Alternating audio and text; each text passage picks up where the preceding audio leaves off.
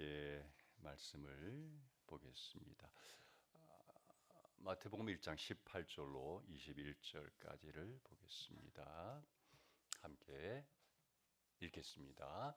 예수 그리스도의 태어나심은 이러하다. 그의 어머니 마리아가 요셉과 약혼하고 나서 같이 살기 전에 마리아가 성령으로 잉태한 사실이 드러났다. 마리아의 남편 요셉은 의로운 사람이라서 약혼자에게 부끄러움을 주지 않으려고 가만히 파혼하려 하였다. 요셉이 이렇게 생각하고 있는데 주님의 천사가 꿈에 그에게 나타나서 말하였다. 다윗의 자손 요셉아, 두려워하지 말고 마리아를 내 아내로 맞아 들여라.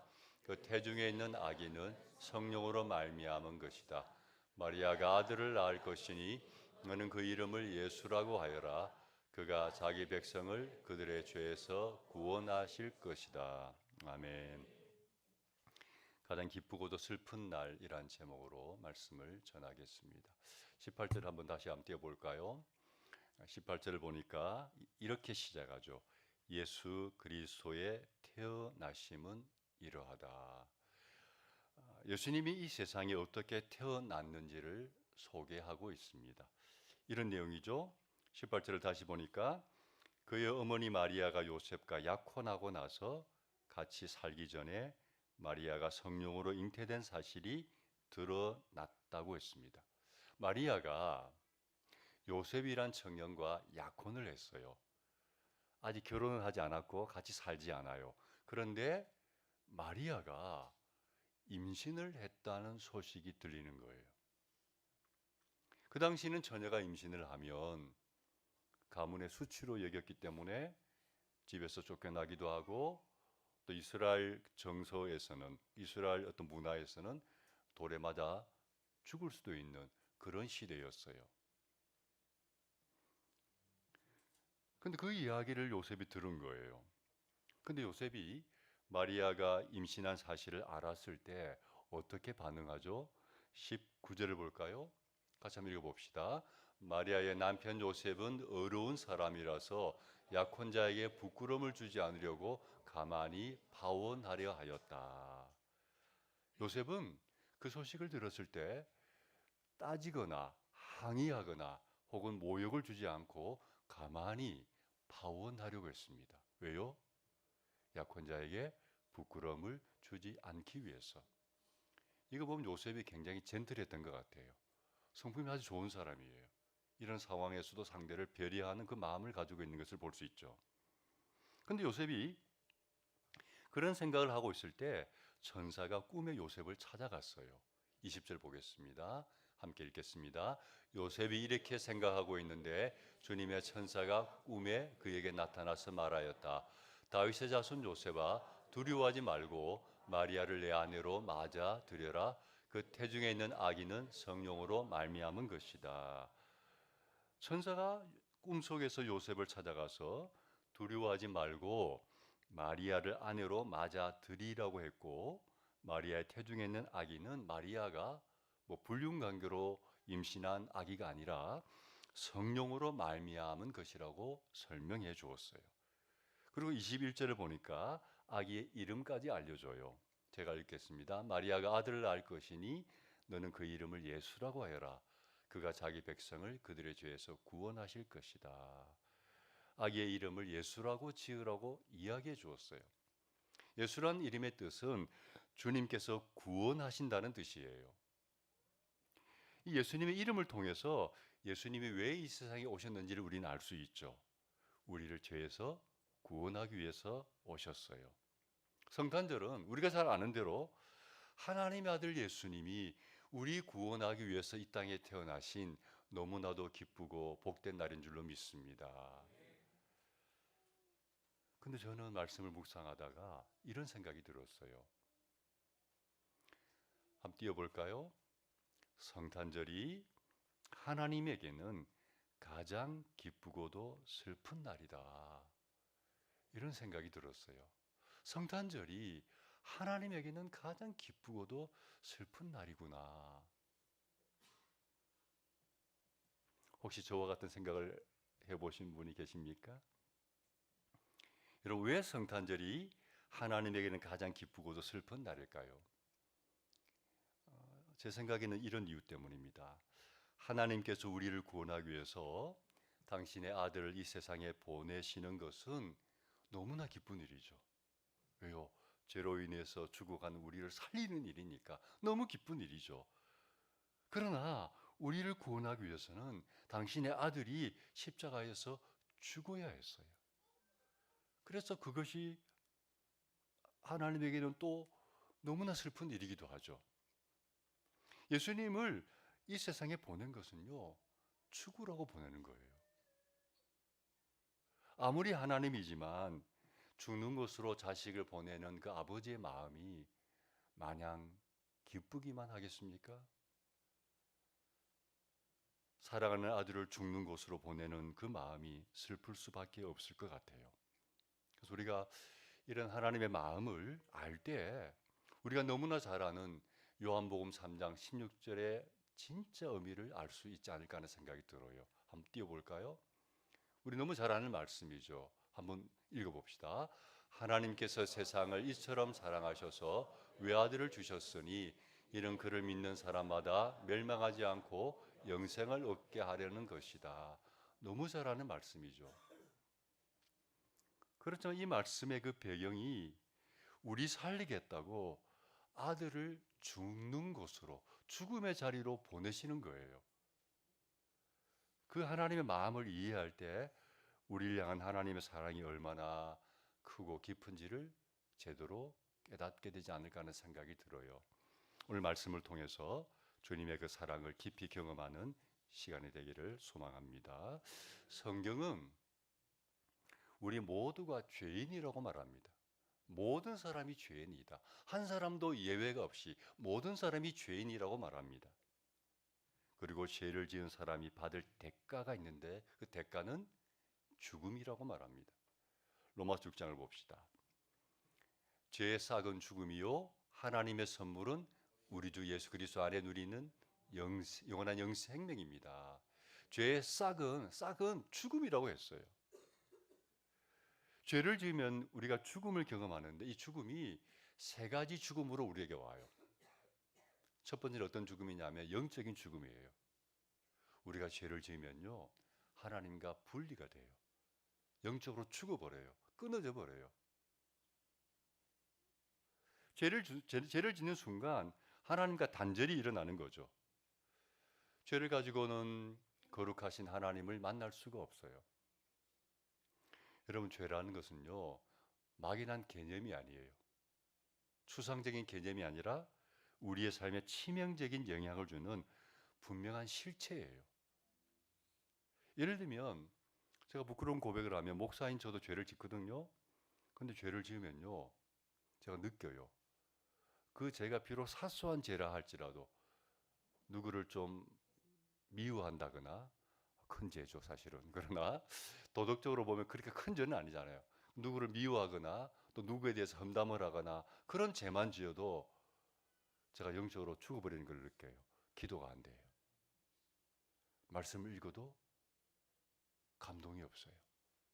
사소한 죄를 지었는데 영적으로 벌써 치명적인 타격을 받은 거예요.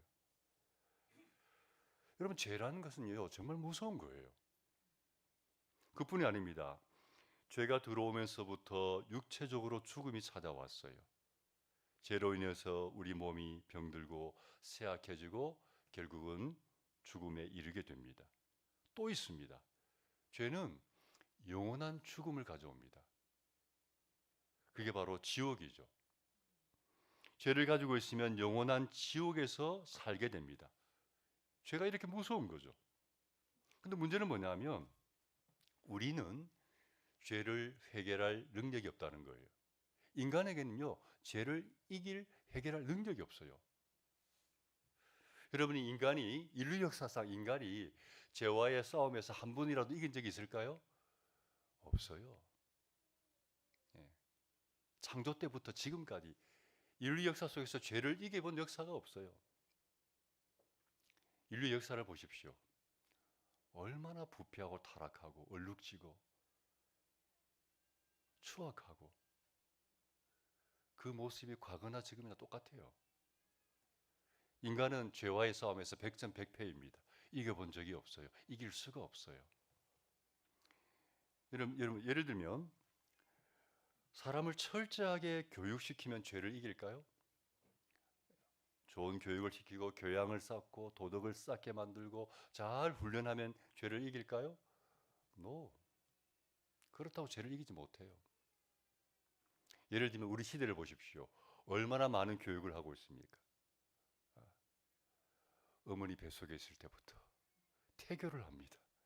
이 아이 좋은 아이로 태어나게 해달라고 어머니 뱃속에서 있을 때부터 태교합니다. 출생한 지 한 1년쯤 지나면 어린이집을 보냅니다. 그 꼬맹이를 보내서 교육을 받게 하고 유치원을 보내고 유치원만 보냅니까? 또 문화센터를 보내가지고 또 다양한 교육을 받게 하고 그렇게 초등학교, 중등학교, 고등학교를 다니면서 수많은 교육을 받게 하고 그뿐만 아닙니다. 정규교육 외에도 학원을 다니면서 많은 교육을 받게 합니다. 그 어느 시대보다도 많은 교육을 받고 우리가 살았습니다. 그러나 현실은 어떻습니까? 그렇게 많은 교육을 받고 자란 이 시대는 그 어느 시대보다 도덕적으로 부패해 있습니다. 썩어 있습니다. 인간성이 철저히 파괴되어 있고요. 인격은 형편없어요. 절망적이에요. 도대체 이 세상이 어떻게 될 것인지, 인간이 어떻게 이렇게 사악할 수가 있고 부패할 수가 있고 악할 수가 있는지 절망적이에요. 여러분, 교육이 어떤 이념이 어떤 철학이 엄격한 벌이 죄를 이길 수가 없어요. 인간에게는 죄를 해결할 능력이 없어요. 성경에서 여러분 가장 위대한 인물 하나를 꼽으라면 여러분 어떤 사람을 꼽고 싶어요? 저는 사도 바울을 꼽고 싶어요. 또 제가 제일 존경하는 인물이 사도 바울이기도 해요. 근데 이분이 이런 고백을 했어요. 한번 봅시다. 로마서 7장 18절 19절 함께 한번 읽어보겠습니다. 나는 내 속에 곧 내 육신 속에 선한 것이 깃들여 있지 않다는 것을 압니다. 나는 선을 행하려는 의지는 있으나 그것을 실행하지는 않으니 말입니다. 누구의 말일까요? 누구의 말일까요? 바울의 말이에요. 나는은 바울이에요. 19절 봅시다. 같이 읽습니다. 나는 내가 원하는 선한 일을 하지 않고 도리어 원하지 않는 악한 일을 합니다. 바울이 한 말이에요. 18절을 보니까 나는 선을 행하려는 의지는 있으나 착하게 살고 싶은 마음은 있으나 그것을 실행하지는 않는다고 했어요. 19절을 보니까 내가 원하는 선한 일은 하지 않고 도리어 원하지 않는 악한 일을 한다고 했어요. 누구의 고백이라고요? 바울의 고백이에요. 저는 솔직한 고백이라고 생각해요. 정직하잖아요. 이해할 수 없는 자신을 보는 거예요. 그러면서 24절에 이런 또 고백을 하죠. 24절을 보겠습니다. 같이 읽습니다. 나는 비참한 사람입니다. 누가 이 죽음의 몸에서 나를 건져 주겠습니까? 사도 바울과 같은 성자도 죄를 이길 수 없는 자신을 보면서 절망하고 있어요. 도대체 나라는 존재가 뭐냐? 왜 죄를 이기고 살고 싶은데, 바르게 살고 싶은데 그게 안 된다는 거예요. 솔직한 자신을 드러내고 있지 않습니까? 인간에게는 죄를 해결할 능력이 없습니다. 죄의 문제는 오직 하나님만이 해결해 줄 수 있는 줄로 믿습니다. 그래서 죄를 해결하기 위해서 하나님이 직접 나선 거죠. 어떻게 해요? 예수님을 인간의 몸으로 우리에게 보내주시기로 한 거예요. 여러분, 우리의 죄 문제를 해결하는데 왜 하나님의 아들이 굳이 인간의 몸을 입고 오셔야 했을까요? 그 전능하신 하나님이, 모든 걸 할 수 있는 하나님이 우리의 죄 문제 해결하는데 왜 굳이 당신의 아들을 우리와 같은 육체를 가지고 태어나게 하셨을까요? 여러분, 앞에서 제가 죄의 삭은 죽음이라고 그랬죠. 죄를 가진 인간은 반드시 죽음으로 그 죄값을 치러야 합니다. 근데 이 죄, 죽음이란 것은 단지 육체적인 죽음뿐만 아니라 영원히 지옥에 가는 영원한 죽음이기도 하죠. 그런데 하나님께서요, 우리를 너무 사랑하기 때문에 우리가 영원한 지옥에 가기를 원치 않으세요. 그래서 어떻게 하시죠? 우리가 받을 죄의 벌을 누가 대신 지게 하시죠? 당신의 아들 예수님이 대신 지게 하시고 그 죄값으로 죽음을 경험하게 하는 거죠. 근데 예수님은 하나님이세요. 하나님의 영적인 분이시죠. 근데 죽기 위해서는 무엇이 필요하죠? 육체가 필요한 거예요. 육체가 없으면 하나님 어떻게 죽어? 영이신데. 그래서 하나님께서 당신의 아들을 육체를 가진 인간의 몸으로 이 세상에 보내신 거예요. 왜요? 우리 대신해서 죽기 위해서. 우리의 죄값을 지불하기 위해서. 그분 육체로 오시지 않으면 안 되었어요. 여러분, 예수님이 땅에 오실 때 본인이 육체를 가지고 오셔서 죽을 것을 모르고 오셨을까요? 알고 오셨어요. 다 알고. 주님이 땅에 계실 때 복음서를 보면 당신이 죽을 것을 미리 알고 계셨고 수시로 제자들에게 이야기했어요. 한 구절만 봅시다. 마가복음 10장 봅시다. 함께 읽겠습니다. 인자는 섬김을 받으러 온 것이 아니라 섬기러 왔으며 많은 사람을 구원하기 위하여 치를 몸값으로 자기 목숨을 내주러 왔다. 주님이 직접 하신 말씀이에요. 나는 섬김 받으러 대접 받으러 온 게 아니라 섬기러 왔는데 어느 선까지 섬기러 왔어요? 많은 사람을 구원하기 위하여 치를 몸값으로 내 목숨을 내주러 오셨다 했어요. 죽기 위해서 오셨다는 이야기예요. 그 아시고 오신 거예요. 죽으러 오신 거예요. 예수님은 당신이 이 땅에 오셨을 때 죽을 것을 알고 오셨어요. 주님만 아신 게 아니에요. 세례 요한도 알았어요. 그래서 세례 요한이 이렇게 이야기했죠. 한번 봅시다. 요한복음 1장 29절 같이 읽습니다. 다음 날 요한은 예수께서 자기에게 오신 것을 보고 말하였다. 보시오, 세상 죄를 지고 가는 하나님의 어린 양입니다. 세례 요한이 예수님을 보고는 보아라, 저분은 세상 죄를 지고 가는 하나님의 어린 양이라고 했어요. 우리 죄를 대신 떠안고 우리 죄값을 지불하시기 위하여 죽으셔야 할 제물이 되신 어린 양이라고 세례 요한이 이야기하는 것을 봐요. 여러분, 우리가 잘 아는 이 모든 내용을 집약해 놓은 성경 한 구절이 바로 요한복음 3장 16절이죠. 어떤 분은 그런 이야기했어요. 성경 전체가 없어져도 요한복음 3장 16절 한 절만 남아도 우리가 구원받는 것이 어렵지 않다. 이 한 구절만 있어도 우리는 충분히 구원받고 천국 갈 수 있다라고 말했어요. 그만큼 중요한 구절이 3장 16절인데 제가 말한 이 모든 것이 사실은 3장 16절에 요약이 되어 있는 거죠. 다시 봅시다. 같이 읽겠습니다. 하나님께서 세상을 이처럼 사랑하셔서 외아들을 주셨으니 이는 그를 믿는 사람마다 멸망하지 않고 영생을 얻게 하려는 것이다. 하나님께서 세상을 이처럼 사랑하셔서 외아들을 주셨으니 이는 그를 믿는 사람마다 멸망하지 않고 영생을 얻게 하려는 것이다. 지난 수요일이었나? 목사님이 주일이었어요. 하나님이 세상을 이처럼 사랑하사 독생자를 주셨으니.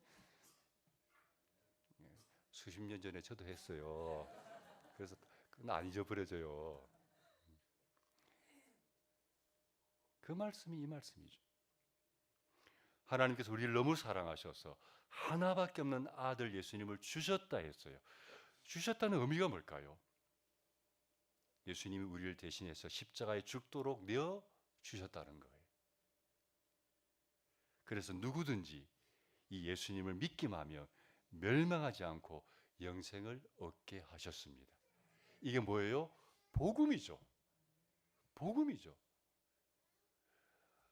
나를 대신해서 십자가에 죽으신 예수님을 누구든지 믿기만 하면 하나님이 그거 보시고 우리의 죄를 용서하시고 영생을 주시는 것. 누구든지. 이게 복음이죠. 온 세상에 미칠 큰 기쁨의 소식. 이게 복음이죠. 여러분, 하나님께서 우리를 살리겠다고 아들 예수님을 이 세상에 보내서 우리 대신 죽게 하셨어요. 놀라운 은혜예요. 너무나 큰 사랑이에요.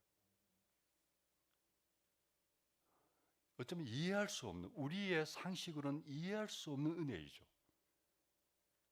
언젠가 제가 아들을 선교사로 보내는 아버지의 마음에 대한 글을 읽은 적이 있었어요.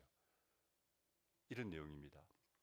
하나님을 잘 믿는 어떤 분의 아들이 선교사로 파송을 가게 되었어요. 근데 아들이 선교사로 가려고 하는 그 나라가 선교를 하다가 잡히면 사형을 당하기도 하고, 또 선교사들이 수시로 테러를 당해서 죽기도 하는 굉장히 어려운 나라였어요. 그런 나라의 아들이 선교사로 가려고 하는 거예요. 저도 가끔씩 만약 우리 아이 중에 하나가 아빠 제가 선교사로 가려고 합니다라고 이야기했을 때 내 마음이 어떨까를 상상해 볼 때가 있어요. 그래 너 잘했다 이럴까? 제가 목사지만 우리 딸이 혹은 아들이 선교사로 간다고 하면 마음이 그렇게 썩 좋기도 하지만 그렇지 않은 마음이 있을 것 같아. 아니까. 근데 이 아들이 어디로 선교사를 가냐면 생명이 위험한 곳으로, 죽을 수도 있는 곳으로 선교사를 가겠다는 거예요. 그래서 아버지가 그 아들 붙잡고 이렇게 얘기합니다. 아들아, 선교사로 가려면 얼마든지 위험하지 않은 곳도 많지 않냐. 근데 굳이 그런 곳으로 가야 되겠냐. 이왕 갈 것 같으면 그래도 안전한 나라로 가거라. 붙들고 사정을 하는 거예요. 근데 그 아들은 너무 믿음이 좋아서 하나님이 나를 그곳으로 가라고 하십니다. 결국 그 선교사로 그곳으로 선교지로 정하고 갑니다. 그런데 그 아들을 그 험한 나라로 보내고 난 이후에 그 아버지가 이런 고백을 했어요. 어떤 고백이냐면 내 아들이 그렇게 죽음이 도사리는 위험한 곳으로 선교사를 보내고 보니 비로소 나는 수십 년 예수 믿었지만 비로소 나는 하나님이 당신의 아들을 이 세상에 보낸 그 아버지의 마음을 비로소 알았다는 거예요. 그전에는 막연하게 그냥 성경에 있는 말씀이지 좋은 말씀이지 이렇게만 이해했지만은 내 아들이 죽음을 당할 수 있는 그곳으로 가는 것을 보았을 때 우리 하나님께서 아들을 죽음의 자리로 이 세상으로 보낸 그 아버지의 마음이 어땠을까? 비로소 이해했다는 거예요. 그 마음이셨겠구나. 여러분, 사랑하는 아들을 십자가에 죽게 하기 위해서 인간의 몸으로 보내시는 하나님의 마음이 어땠을까요? 우리를 구원하기 위한 일이기 때문에 기쁘기도 했지만 한편으로 그 마음이 얼마나 아팠을까요? 그럼에도 불구하고 그 아들을 이 땅에 보내신 것은 하나님이 그만큼 우리를 사랑하기 때문인 줄로 믿습니다. 그만큼 우리를 사랑하기 때문에. 하나님을 수도 없이 배신하고 실망시키고 마음대로 살아가는 우리를 사랑하셔서 아들의 목숨까지 내어주셨죠. 그래서 주님이 이 땅에 태어나신 날이 한없이 기쁜 날이기도 하지만 하나님 아버지에게는 또 한없이 슬픈 날이기도 한 것이죠. 우리는 이 복음의 진리를 이미 알고 있고 또 믿고 있어요. 그렇다면 우리는 스스로에게 이 질문을 한 번쯤은 해보아야 한다고 생각합니다. 무슨 질문이냐면 이런 질문입니다. 왜 하나님이 나를 구원하셨을까? 예수 믿고 천국 가는 것이 내가 구원받은 유일한 이유일까? 여러분 스스로에게 한번 질문해 봅시다. 하나님이 왜 나를 구원하셨을까요? 독생자까지 죽게 하시면서 왜 나를 구원하셨을까요? 예수 믿고 천국 가게 하는 게 내가 구원받은 유일한 이유일까요? 한번 좀 우리가 고민해 봐야 된다고 생각해요. 만약 그게 우리를 구원한 유일한 이유라면 여러분 굳이 우리를 이 땅에 이렇게 오랫동안 살게 하실 필요가 없지 않아요? 예수 믿고 우리를 천국 데려가는 게 목표라면 빨리 천국 데리고 가셔야죠. 그런데 우리를 이토록 오랫동안 이 땅에 살게 하신 이유는 다른 데 있지 않냐는 생각이 들어요. 뭘까요 그게? 우리에게 이 땅에 남아 있어야 할 사명이 있기 때문이라고 생각합니다. 사명. 그 사명이 뭘까요? 하나님이신 예수님이 우리 구원하겠다고 하늘에서 여기까지 찾아오신 것처럼, 그리고 우리를 위해서 온갖 수모를 당하시고 마지막에는 죽기까지 하신 것처럼, 우리도 아직 구원받지 못한 영혼들을 찾아가라는 거예요. 주님이 하신 것처럼 찾아가라는 거예요. 어떤 마음으로 찾아가야 할까요? 여러분, 주님이 우리를 찾아오기 위해서 치룬 희생과 대가를 한번 생각해 보십시오. 하나님이신 그분이 여인의 몸속으로 들어가셨어요. 그리고 핏덩어리 어린아기로 태어나셨어요. 여러분, 하나님 입장에서 보면 그게 얼마나 수치스러운 일입니까? 그뿐이 아니라 하나님이신 그분이 죄인인 우리와 어울려 사셨고 마지막에는 자신의 모든 것을 내어주셨어요. 우리를 구원하기 위해서. 여러분, 예수를 믿어서 구원받은 우리가 이 땅에서 살아내어야 할 삶이 이런 삶이 아니겠습니까? 예수님처럼, 주님처럼. 주님이 우리를 구원하기 위해서 자신을 낮추고 온갖 희생을 다 하신 것처럼 우리도 잃어버린 영혼을 찾아가서 그런 희생과 섬김을 하라는 거죠. 그래서 그 영혼을 살려내라는 거죠.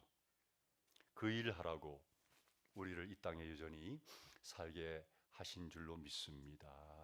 주님이 이 세상을 떠나기 전에 마지막에 남긴 말씀이 복음서를 보면 똑같아요. 세상 모든 사람에게 가서 복음을 전해라. 그들을 구원해라. 그 말씀하시고 떠나셨어요. 하나님의 은혜로 구원받은 우리가 죽어가는 영혼을 구원하기 위해서 살지 않는다면 우리의 귀한 인생을 어쩌면 낭비하고 있는지도 모르겠어요. 말씀을 마무리하려고 합니다. 예수님이 이 땅에 오신 성탄을 맞이하는 우리의 마음속에 아들까지 아끼지 않고 내어주신 하나님의 마음이 있기를 소망합니다. 그 하나님의 마음 품고 주님 오실 때까지 주님처럼 영혼 구원하고 제자 삼는 일에 힘쓰는 우리 모두가 되기를 소망합니다. 아멘.